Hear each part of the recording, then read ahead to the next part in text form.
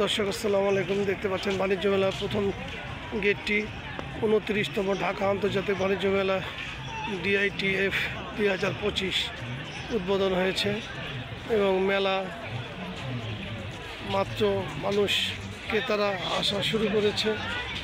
এখানে একটি রাজবাংলা ব্যাংকের বুথ আছে, বিভিন্ন ব্যাংকের সুযোগ সুবিধা নেওয়ার জন্য স্টল আছে।